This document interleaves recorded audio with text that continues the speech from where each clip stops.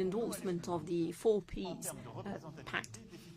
But we want to do more in terms of efficiency, and this is also a commitment that we made in Paris. First of all, we support a deep reform of global governance. This is the Security Council, but as well the World Bank and the IMF. They have to reflect today's reality and in terms of demography and economy as well. And then we want to increase the available tools. That's why we want to replenish the World Bank, and France is supporting that so that the emerging countries have a greater role to play. And we want, of course, to increase as well what is allocated to the issue of climate change. And we want some further commitments on behalf of the emerging countries to phase out coal. Next, the IMF. Here again, we expect some greater commitments by the emerging countries when it comes to restructuring the debt of African countries. We stand ready to do more, and we said it today. So it is the very same agenda, a greater financing mobilization around the world. And let me tell you that France upgraded its commitments, and we reached 0.5% of our GDP allocated to development projects, and we also want the same to happen at the international level. And this is the reason why we committed to the replenishment of IFA, the International Fund for Agricultural Development, and a meeting will be taking place in December. And I would like to thank President Alvaro Lario of IFAD for being with us today. We need IFAD because IFAD is very much fighting to increase the productivity and the efficiency of the agriculture systems all around the world, in particular given that they are mostly impacted by the war. And then we expressed our support to a number of initiatives taken in Paris or in Nairobi, because this massive financing leap also requires some additional resources. So we need to find some new international resources. And together with President Ruto, and allow me to thank him for the work done in Nairobi. So with President Ruto, we agreed to set up a task force on international taxation, and I commend his initiatives for a new kind of carbon tax with a genuine price. So it is the very same agenda and that we are working on climate change. And on Friday, the progress report of the Paris Accord was published, and we're not on the right trajectory. And the G20 is a key player in this. Today, we acknowledge a goal of tripling the production of renewable energy, and we also have the same ambition for low carbon technology, including the nuclear energy. And we're also committed to developing a major vast rail corridor between India, Saudi Arabia and Europe, and in order to transport green hydrogen and to speed up the greening of our industries. But this is not enough. Let me tell you that I'm personally very concerned by some sort of a rising state of mind, including within the G20, on the issue of climate. First of all, it is too easy to say for some of the emerging countries that it is only for the wealthiest country to bear the responsibility. The Europeans are facing their responsibility. We have the only credible international commitments with the Green Deal and the Fit for 55. We're the only ones who set some regulations, new regulations, in order to reach carbon neutrality in 2050 and the goals that were set for 2030. I'm very pleased that some join us with this 2050 target, but at the moment only the Europeans have set the tools. We have the 100 billion commitment, as said in June in Paris and reiterated here. But many countries need to do more efforts. One cannot say that we will achieve the Paris Agreement goals without phasing out fossil fuels. And this is very much at the heart of the strategy that we're working on together with our partners for the JETPs, partnerships for a just energy transition together with South Africa, Senegal and Indonesia. And this is very much what we've been discussing with a number of partners, including Prime Minister Modi. But more generally, with all emerging countries, we need to phase out coal, and much faster than we are doing. And we need to work on phasing out oil as well, because I can hear some telling us that beyond 2040, 2045, we could still live with oil while comply with the goals set in the Paris Agreement. But I think this is not the case. This is not true. I know it's difficult. It is troubling for a number of emerging countries. Nonetheless, we have to look at science. Lastly, I would like to tell you that we had a chance to talk about technology. On artificial intelligence, France has a double purpose. We want to develop innovation and investments and make sure there is no technological and digital divide on the issue of artificial intelligence. We want all of the G20 countries to have access to it for their development.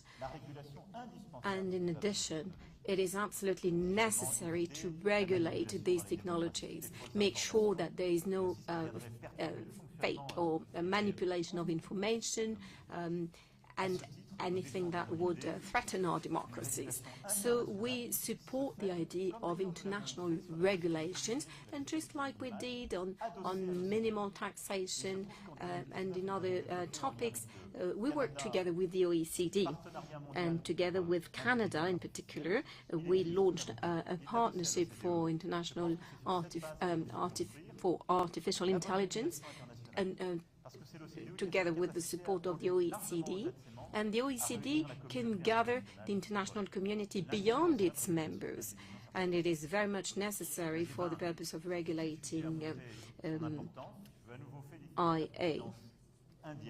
And once again, I would like to commend the Indian presidency of the G20. Brazil will take over, and they have our full confidence. We will work together with them closely on a number of topics: protection of forestry, food sovereignty, social justice. And as you know, since 2018, we've been strongly advocating these topics. Without further ado, I'm all yours for your questions. Mr. President, good afternoon. Back to the G20. This compromise seems to be not exactly what France was expecting, and Ukraine expressed their disappointment, whereas Russia seems to be said they were satisfied. So is this due to the emerging countries? Next, on climate change, you express your concerns. You're calling to more. Is this a bad signal at this G20 ahead of COP28? First of all, let us face it, let's be honest, that the G20 is not a forum for political discussions. It was revived at the time of the financial crisis a few years ago. And we're here to mainly talk about economic topics and climate change. So I think the G20 should not get stuck into some other issues. But of course, we know that we disagree on Ukraine, given that Russia is a member of the G20. But as a matter of fact, things have been said. The G20 said it supports a just and lasting peace. This is exactly the opposite of what Russia is saying. And the G20 itself re-expressed our support to territorial integrity and the UN Charter. So that's it. But that being said, this is not the place where we will see some major developments, given in particular what the situation is on the ground.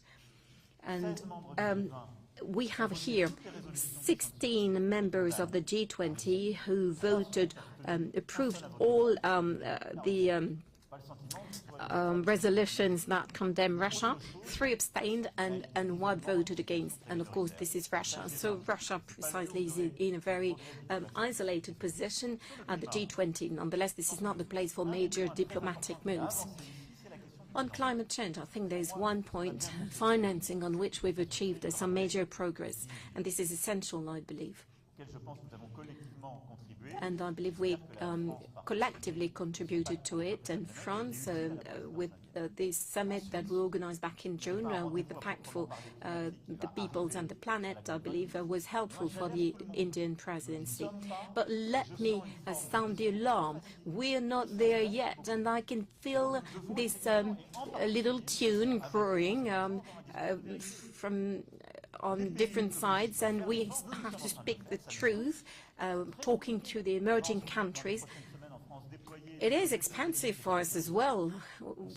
We know what the energy transition costs in terms of public investments, of changing our ways of living for many people, the fears as well that it generates. But it is legitimate and normal that we play that role. At the same time, we need to re-engage with the emerging countries to phase out coal by 2030 and as soon as possible phase out fuel as well. And those who are telling us, emerging countries, no, we're making a lot of money with oil at the moment, so let's not phase it out. This is not possible. Of course, it will take more time for gas, but far before 2050, we need to phase out coal and oil. So let us, of course, there shall be no, we cannot be hypercritical.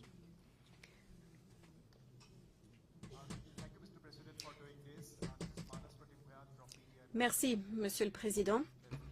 Une question d'un média indien.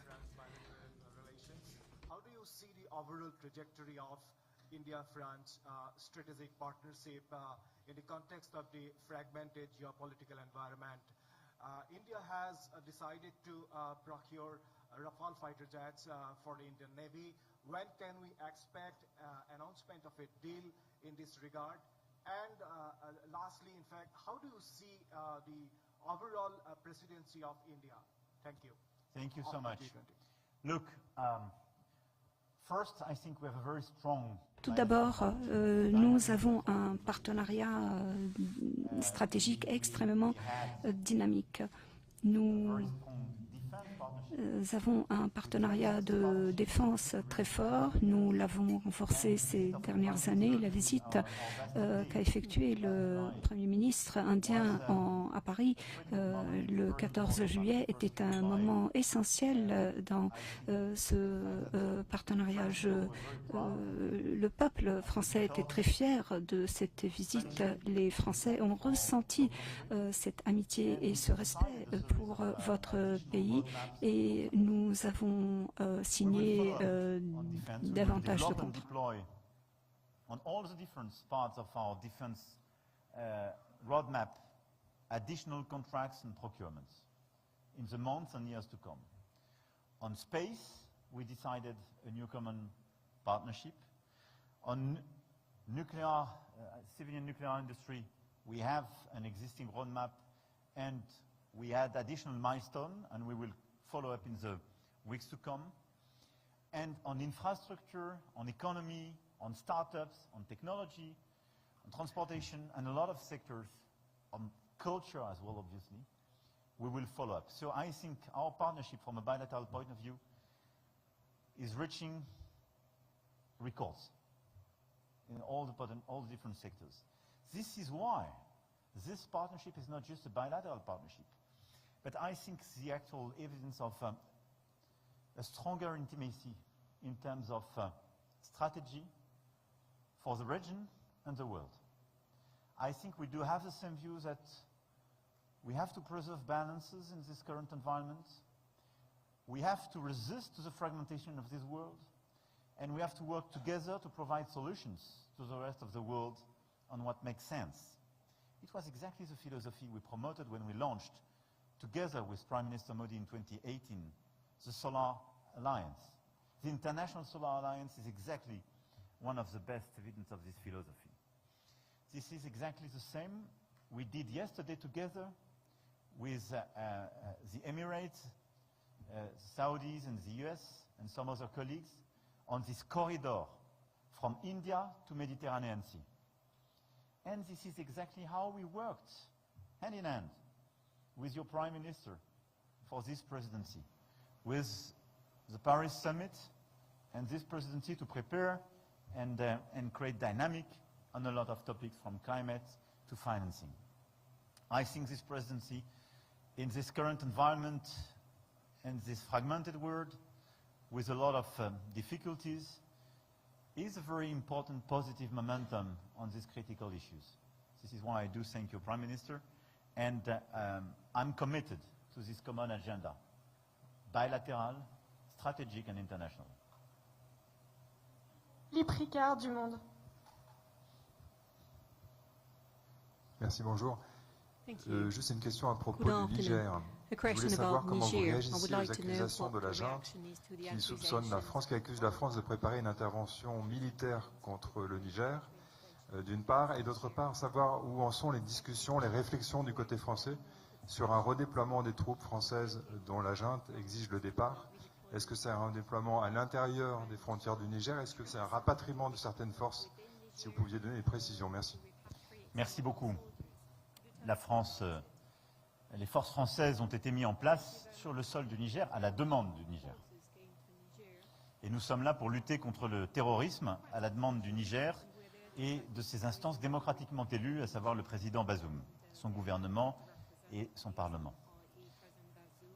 Nous avons d'ailleurs eu une action efficace qui a drastiquement réduit les attaques terroristes sur le sol du Niger, et nous l'avons fait au prix de la vie de restricted the activities of terrorists in Niger, and our soldiers who fell in Niger and their families on my mind as we speak. At the moment, this military junta is taking hostage the president who was democratically elected. So we condemn it. We call upon President Bazoum being set free, and we do not recognize those who led the coup, because President Bazoum does not give up. And should we give in, I will only do it on the request of President Bazoum and in coordination with him, not dealing with those keeping him hostage. And France is currently working in close cooperation with the presidents of the regions, and we strongly support the decisions, the positions taken by ECOWAS. ECOWAS condemned that coup, adopted sanctions, like others, and ECOWAS is still working on setting President Bazoum free, and France stands by them and supports them. I have no further comment. The situation is freezing everything de facto, because the only person we can talk to is President Bazoum. One more question. Monsieur le Président, nous avons vu le projet qui a été lancé sur la connectivité. Est-ce que vous pouvez nous en parler, et quel rôle la France va y jouer, quel rôle l'Inde va-t-elle y jouer, et qu'est-ce que cela apportera à la région et au monde? Merci. Il est très important d'avoir un tel projet qui va de l'Inde à la Méditerranée. Nous sommes engagés pour le financement. Nous sommes en train de travailler avec la Banque mondiale, les États-Unis, l'Union européenne, l'Arabie saoudite, les Émirats arabes unis et un certain nombre d'autres acteurs pour mettre de l'argent en commun pour la réalisation de ce corridor. Deuxièmement, nous allons... donc le projet a été lancé hier et il va nous falloir trouver le financement. Et l'idée, c'est de faire un package unique et de décider de la nature des infrastructures. Ce que nous voulons, donc, ce sont des infrastructures zéro émission, connectivité sur le thème du transport, connectivité en matière de communication, de technologie, et également, nous avons en France de très nombreuses entreprises qui travaillent dans tous ces secteurs, énergie, transport, connectivité et donc elles participeront très certainement à la mise en œuvre de ces projets. Nous allons également mettre en place une structure qui va décider des diverses phases et qui va allouer les ressources à ces différentes phases et à leur financement, et les entreprises françaises en feront partie. Et donc nous l'avons lancé hier et aujourd'hui il va nous falloir tout organiser, peut-être faciliter les choses, éviter l'excès de bureaucratie et renforcer l'implication de tous. Another question from Le Monde, from BFM TV. You said that France stood ready to provide some assistance to Morocco when the authorities consider it appropriate. We're now 36 hours down the road, and of course the needs are huge. Would you like the French assistance to reach Morocco as soon as possible? You referred to a message, but did you talk to him?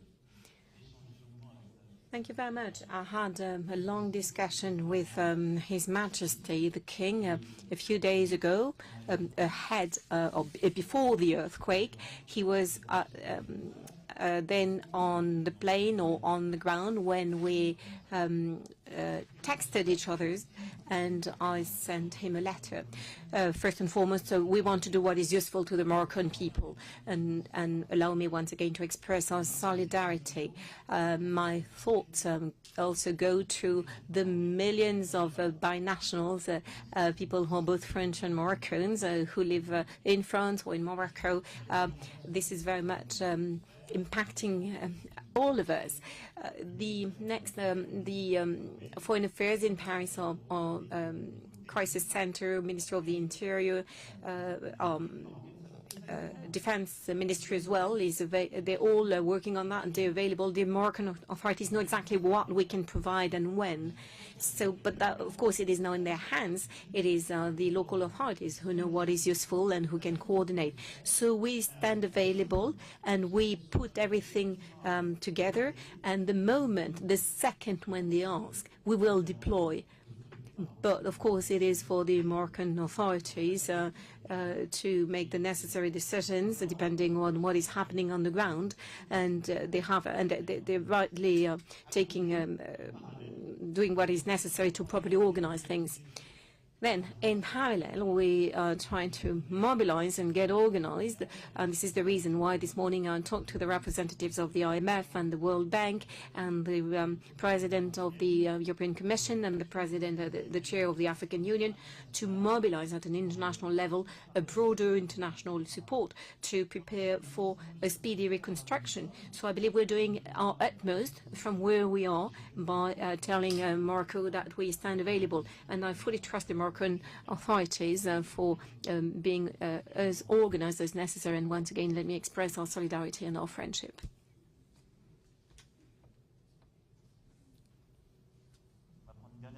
One last question.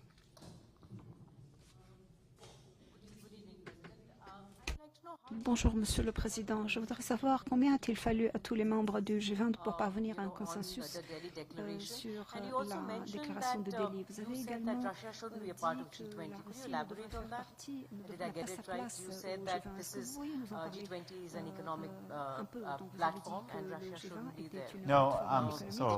It was mistranslated.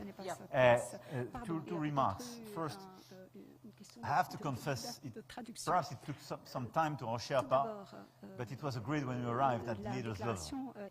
So I don't want to overplay our role on the text you got. So between our different capitals and thanks to the work of our Sherpa, the consensus on the written text you got was reasonably easy.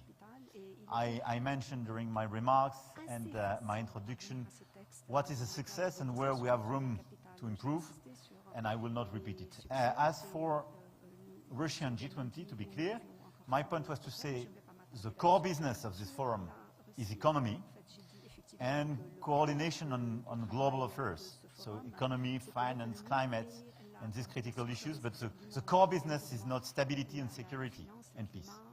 So it's good sometimes to have this discussion, but we should not stop everything if we disagree on one of these topics. The second remark I made for Russia is that they are a member of the G20 de facto. President Putin is not here because he's sanctioned by a lot of us, and for good reasons, because I think what's happening is very grave and very serious and concerning for everybody. But my point was not to say we should exclude somebody from the club now. I think it's counterproductive. Merci beaucoup, mesdames et messieurs. Nous allons continuer maintenant. Ladies and gentlemen, I'm on my way to Bangladesh now, and I'm very pleased. And once again, let me thank Prime Minister Modi, the Indian authorities and the Indian people for their hospitality. Thank you.